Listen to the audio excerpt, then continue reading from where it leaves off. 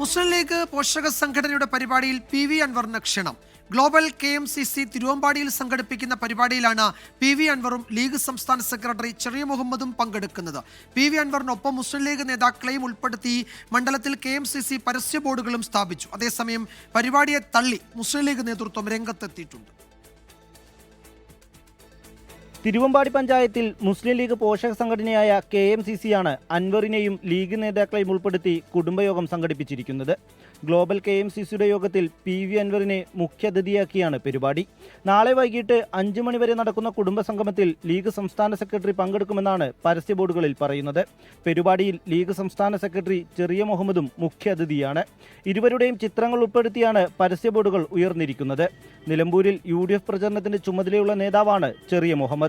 മുഖ്യ തെരഞ്ഞെടുപ്പ് committee office ചുമതലയും ലീഗിൽ ചെറിയ മുഹമ്മദിനാണ്.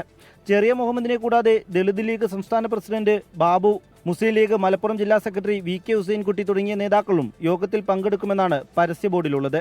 അതേസമയം പരിപാടിയുമായി ബന്ധമില്ലെന്ന് വ്യക്തമാക്കി മുസ്ലിം ലീഗ് തിരുവമ്പാടി മണ്ഡലം പ്രസിഡന്റ് രംഗത്തെത്തി.